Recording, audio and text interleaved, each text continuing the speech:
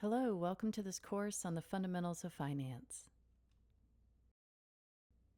My name is Dr. Kelly Anderson, and I'm excited to welcome you and be your guide as we learn about some very important concepts and practical applications that you can use beyond this course to help you plan your financial future and reach your personal and professional goals.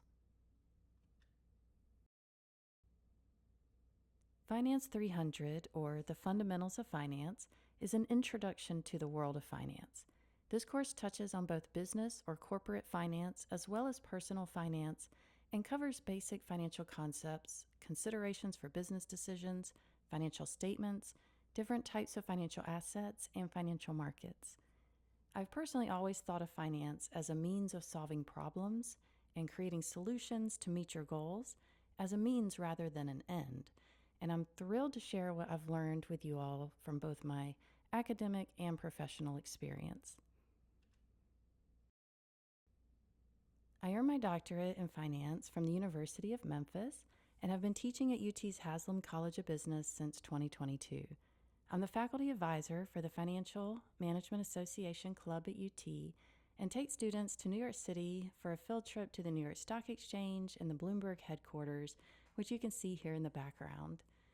I enjoy a lot of different areas of finance, especially international finance and institutional investors who are large investors like pension or retirement funds and endowments, but also love small business finance, personal finance, and entrepreneurship. Before teaching finance, I had a career in music and arts administration and had not formally studied finance, but I found that as a business owner and creative professional, I needed to know how to read financial statements and use them to make decisions. So I began learning about finance on more of an as-needed basis from the ground up to solve problems and reach goals. Then my interest in finance really peaked in 2008 during the financial crisis when mortgage defaults in the U.S. triggered this huge global collapse of financial markets, and I thought, how in the world could something like this happen? And that's when I decided to study capital markets to better understand how these systems are interconnected and committed myself to sharing financial education and promoting financial literacy. I also enjoy gardening and travel. And as your instructor, I'm very accessible throughout the semester. I strive to provide you all with a very high level of support. I hold student hours every Wednesday from 2:30 to 3:30, both in office and online. And some people might call these office hours, but I like to call them student hours because I always have this time set aside for students, and you're welcome to drop in. So FINC 300 is currently only offered online, and it's sometimes, I'll hear from students that they prefer more synchronous learning or in person. And while that decision is above my head, I can't do anything about the format of the course. I do encourage those of you who prefer that synchronous type learning to treat these office hours as open class sessions or review sessions. You can join every week if you'd like. We can work through homework questions or any other questions about the course content that you have. These hours are yours, so please leverage them and come say hi. If you need to speak with me individually or about anything personal, such as your grades, please schedule separately. Send a message so we can block that time out and ensure that time is reserved for you. Otherwise, students might drop in during office hours. And if you need to connect outside of Wednesday, if that time doesn't work for you, just reach out and we'll find a time to connect that works with your schedule, no problem. I believe financial knowledge is empowering and that finance is for everyone. To that end, I've worked to ensure that the subject is as accessible as possible, and I'm here to provide you with guidance and to support you throughout the semester. I've prepared this welcome video to give you an overview of the course structure, content, and resources for you to be successful. So let's dive in. The course is structured into 12 modules with assignments due each week. The first half of the course approaches finance from a business or corporate perspective up until exam 1, and then we shift into more personal financial concepts like credit scores, mortgages, and investing from the perspective of an individual rather than a company. So I've intentionally placed some of the more challenging material in the first half of the course to give us a softer landing at the end of the semester. So I encourage you to front load your effort in the course to lay a strong foundation. And as we begin Module 1, you're going to be introduced to a lot of different topics and new vocabulary.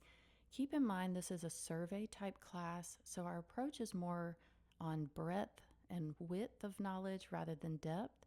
So it'll seem like a lot at first as we learn all these new terms, some of them, all at once. But then as we'll spend the rest of the semester unpacking these topics and going more into depth on each one. So don't get overwhelmed at the start because the goal will be to build our understanding and make connections as we go throughout the semester. So you'll have one module due every week, but you can work ahead on material as each module opens up 1 week in advance. So they're open for 2 full weeks. And this allows you to complete assignments ahead of time around your other commitments. And given that the modules are open for 2 full weeks at a time and you're able to work ahead of your assignments, I generally do not extend the due dates except in very extreme circumstances and university approved reasons that are outlined in the syllabus. I provided the following weekly course rhythm and recommend starting your review of the module content early in the week and plan to complete your homework assignments by Wednesday of each week. This allows you time to ask questions and ensure you have time to complete the quiz assignment before the Friday deadline. You have 3 attempts at the homework assignment, so I recommend using these strategically to guide your study efforts and learn the material efficiently. I know this isn't a lot of your majors, it's in your minor, and so I have really worked hard to distill out the key readings and material that I want you to pay attention to. So, for example, after doing a quick read over the material and watching the lecture videos, you might want to go ahead and get that first attempt at the homework done early in the week to get a feel for the material and the module's content. And let's say you score maybe a 60% of the questions correct, you can then use that feedback to guide your study efforts and focus on, say, the 40% that you missed. And then you can take that second and third attempt to bring up the score and get feedback each time. The module quiz is very similar to the homework assignments, but in this case, you're timed on the questions. So I would treat this as if you're training for a marathon the way an athlete would prepare. So you have 3 homework attempts, like practice laps around the track. And then you do 1 lap timed, that's your quiz. And then after training for a couple weeks, you run the marathon. So save yourself time later by treating each of these laps as you're training and preparing early.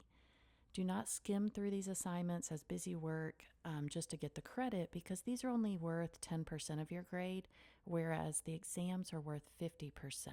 So really use these as if you are, treat that time quiz like you're sitting for the exam to really leverage that opportunity and get the best feedback and make the studying more efficient for yourself.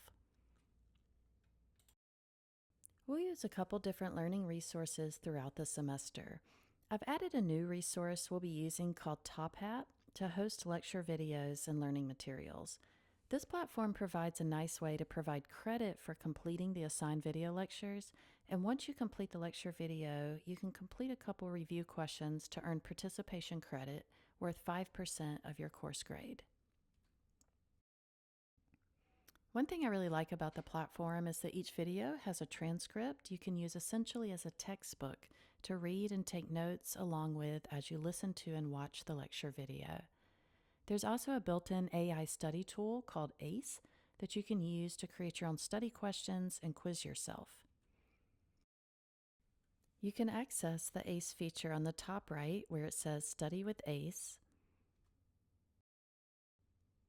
And once enabled, you can ask it to summarize the content or quiz you on the material. And once you've accessed and watched the lecture video, complete the review questions at the end to earn participation credit. Points for the review questions are awarded based half on just completing them just for effort, and the other half is based on accuracy. But you can complete them as many times or an unlimited number of times until you get full credit. We will also reference assigned readings from 2 open source texts. One of them is focused on finance from a business or corporate perspective, while the other approaches concepts from a personal finance perspective. As both of these resources are open source, you do not need to purchase either one. The first text is Principles of Finance, which we will use for the first half of the course on business topics. And then as we shift into personal finance topics, we'll reference the following personal finance text. And links to each of these readings are provided within each module in Canvas. A portion of the course will be delivered via Bloomberg Finance Fundamentals, which is a self-paced e-learning course designed to provide a visual introduction to key finance and investment concepts. BFF is a required component of the course. It consists of 4 modules, which take approximately 6 hours to complete. No prior knowledge is necessary since it's fully self-contained, and it includes around 100 different exercises, including some mini quizzes at the end of each section. And to receive full credit for this portion of your course grade, you need to complete all 4 modules within the BFF certificate. Only basic math skills are required, and all the questions must be answered to progress, but there's no penalty for incorrect answers. So once you've completed all 4 modules, you'll receive a certificate directly from Bloomberg. And this certification is highly regarded in the business community, as Bloomberg is considered the gold standard of financial data, making this a very valuable addition to the skills section of your resume. You can progress through the BFF at your own pace, but I encourage you to go ahead and complete this portion early in the course, as it helps introduce you to concepts that you'll see throughout the semester. And as long as you finish the modules before the due date, you'll receive full credit for this portion of your grade. It's self-paced, and like I said, I encourage you to work it early in the course. Now, credit is earned as an all or nothing completion grade, so it doesn't matter what the individual scores you earn on each individual module for the BFF, just that you have completed it. There's actually an entire module in Canvas dedicated to the BFF assignment, and it's important that you watch the BFF overview video in full, as it provides very useful information for setting up your account and tips to successfully complete the assignment. The video is provided by Dr. Laura Lynn, Director of the Masters Investment Learning Center, which houses our university's Bloomberg terminals. This video provides crystal clear instructions on how to set up your account, as well as helpful FAQs for troubleshooting and successfully completing your BFF assignment. The following table shows a breakdown of the components of your course grade. The largest portion of your grade comes from the 2 exams. Each one is worth 25%. Completing the Top Hat videos and review questions are worth 5% of your course grade, while the homework assignments are worth 10%. Another 15% of your grade comes from the quizzes, which serve as timed practice for the exams. You can treat each of these assignments as training for sitting for the exams, as the homeworks prepare you for the quizzes and the quizzes help prepare you for the exams. Another 10% of your grade comes from completing the Bloomberg Finance Fundamentals certificate, and the remaining 10% comes from discussion assignments in Canvas. You will have 1 discussion assignment for every other module, so there's 6 discussion assignments total, and detailed instructions are available for each of these in the discussion forum in Canvas.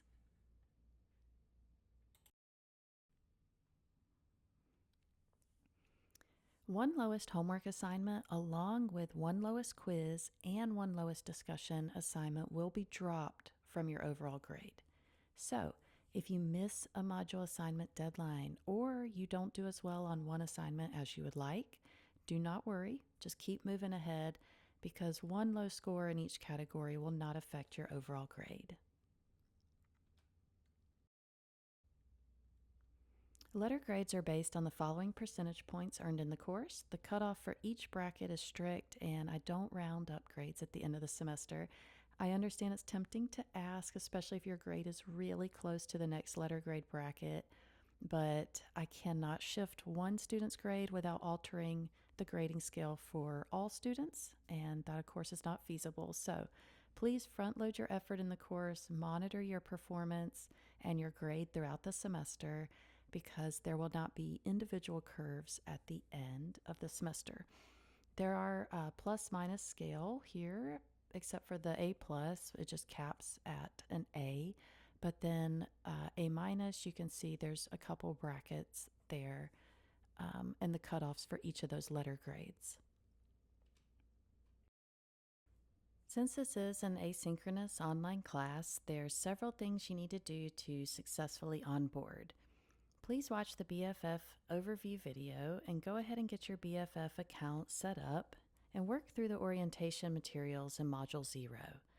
This is where you'll find important resources such as the course schedule, the syllabus, and a list of onboarding activities to help you successfully prepare for the semester. To progress and access the next page in the orientation module, you actually need to click Mark as Done after you visited each page, as it's shown right here in the bottom right. Otherwise, you won't be able to progress in the course into Module 1's content. So once you've reviewed the course syllabus, please go ahead and take that incoming student survey, introduce yourself in the discussion forum, create that Bloomberg and Top Hat account, and work through those onboarding materials in Module 0. Be sure to click Mark as Done in order to open and start working through the content in Module 1. I'm looking forward to working with you all this semester. I'm here to support you and will be cheering you on as we learn and apply concepts in finance.